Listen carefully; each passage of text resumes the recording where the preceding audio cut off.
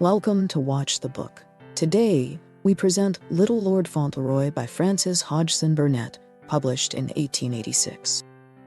In a quiet New York street lives young Cedric Errol, a boy of remarkable kindness and charm.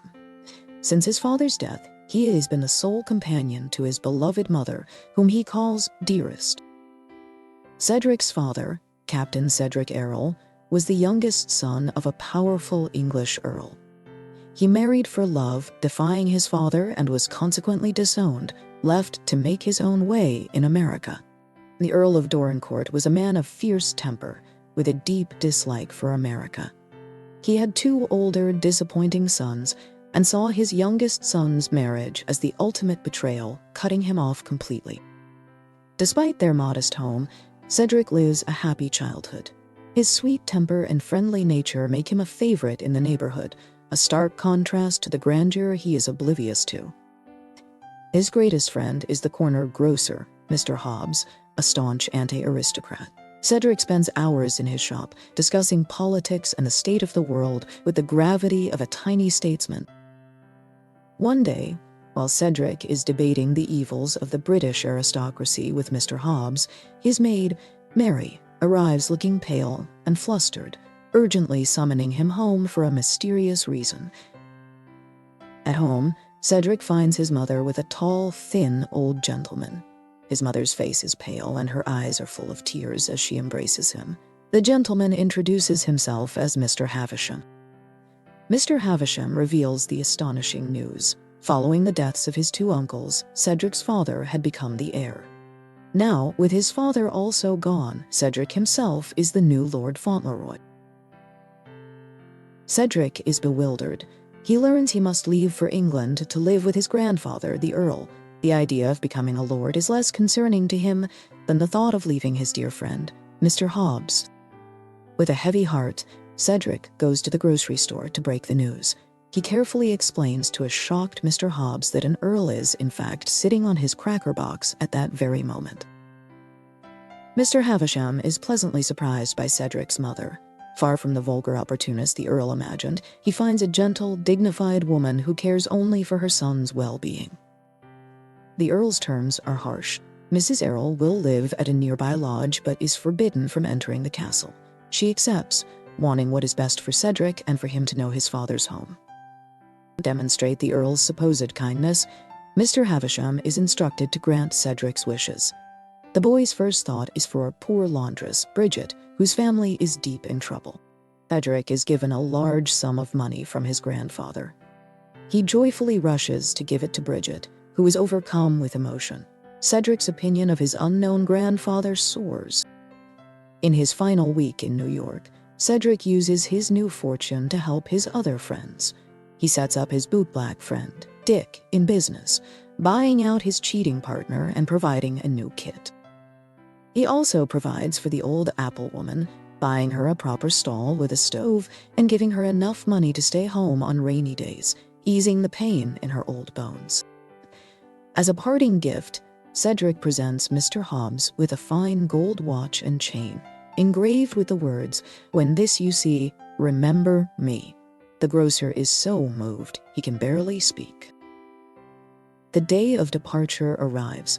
After a tearful goodbye to their small house, Cedric and his mother board the grand steamer, preparing for the long voyage across the Atlantic to a new life. At the last moment, Dick races through the crowd on the wharf. He tosses Cedric a parting gift, a bright red silk handkerchief, shouting farewell as the massive ship begins to pull away. Cedric stands on deck, waving the red handkerchief and calling goodbye, Dick, until his friend is lost from sight, steaming away from the only home he has ever known towards the land of his ancestors. During the voyage, Cedric becomes a favorite of the passengers and crew, entertaining them with his cheerful chatter and stories. But he also learns the sad news that he will not be living with his mother. They arrive late at night at Court Lodge, a beautiful house nestled among the trees. Its windows glow with a warm and welcoming light, a beacon in the quiet English countryside. Inside, a fire burns and a large white cat, a gift from the castle, offers a touch of home. But as the reality of the first night away from his dearest sets in, Cedric feels a quiet sadness. Mr. Havisham travels to the castle to inform the Earl of their arrival. The old man is gruff and gout-ridden, secretly anxious about the kind of boy his American grandson will prove to be. The next day, Cedric is driven through miles of magnificent parkland to the castle. He is in awe of the ancient trees, the deer, and the stately gray towers that look like a palace from a fairy tale. Announced by a footman, Cedric enters the vast, dim library. He sees a large old man with fierce eyes and shaggy white hair sitting by the fire. A huge mastiff rises and walks towards him. Unafraid, Cedric puts his hand on the great dog's collar and walks with him towards the chair. "Are you the Earl?" he asks. "I'm your grandson. I'm Lord Fauntleroy." The Earl is stunned by the boy's beauty and confident, friendly manner. He had expected a timid or awkward child, not this brave, handsome little fellow who seems ready to be his friend. Cedric immediately thanks the Earl for his kindness to Bridget, Dick, and the Apple Woman, attributing all the generosity to his grandfather's good heart, much to the old man's secret surprise. The Earl is both puzzled and amused. He listens as Cedric chats about his friends, his life, and his admiration for America, all with a trusting innocence that begins to disarm the cynical old man. At dinner, Cedric offers to help his grandfather walk, supporting the gouty Earl with surprising strength. The small boy's earnest courage and kindness continue to chip away at the Earl's hardened exterior. As the evening wears on, a wave of homesickness comes over Cedric. He fights it bravely, putting his hands in his pockets and walking up and down the room to master his feelings, the great dog following him. He shows the Earl a small, locket-like picture of his mother. The sight of the sweet face, so like the boy's, seems to affect the old man, who watches in silence as Cedric finally falls asleep on the rug. The next morning, Cedric wakes in a grand new bedroom. He is shown a suite of rooms filled with every toy a boy could desire, all a gift from the grandfather he now believes is the kindest man on earth. He spends a happy morning playing, and later shows the Earl a new baseball game. The grim old man finds himself unexpectedly entertained, forgetting his gout as he plays with his grandson. Their game is interrupted by the parish clergyman, Mr. Mordaunt, who arrives dreading his usual unpleasant reception. He is shocked to find the Earl laughing and playing with the little boy. Mr. Mordaunt has come to plead for a tenant named Higgins, who is to be evicted. Fauntleroy listens with great sympathy, certain his all-powerful grandfather will make everything right. Amused by Cedric's faith, the Earl tells the boy to write the note to the agent himself. Cedric painstakingly writes a note saying, "Higgins is not to be interfered with," signing it Fauntleroy. The Earl reveals another surprise, a beautiful pony, a gift for Cedric. The boy is ecstatic, but his first thought is how happy his mother will be, and his desire to go to her immediately. As they drive to Court Lodge, Cedric praises his grandfather's goodness, listing all the people he has made happy. He declares his wish to grow up to be just like the Earl, a model of virtue. The Earl is struck by the boy's innocent view of him. For the first time, he reflects on his selfish life, contrasted with the generous ideal that exists in his grandson's trusting heart. On Sunday, the Earl takes Cedric to church. All the villagers have turned out to see the new Lord Fauntleroy.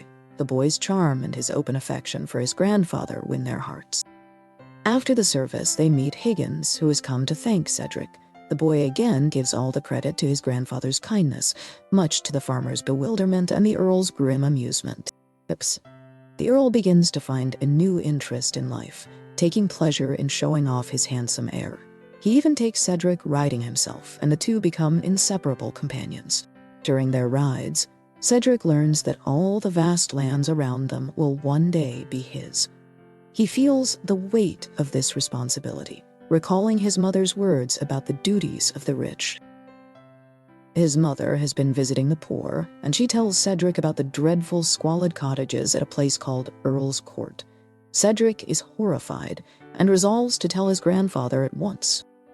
He rushes to the Earl. describing the misery and sickness at Earl's court with tears in his eyes. He is completely confident that his grandfather, once informed, will immediately set things right. Faced with this absolute faith, the Earl cannot bring himself to confess his own callous indifference.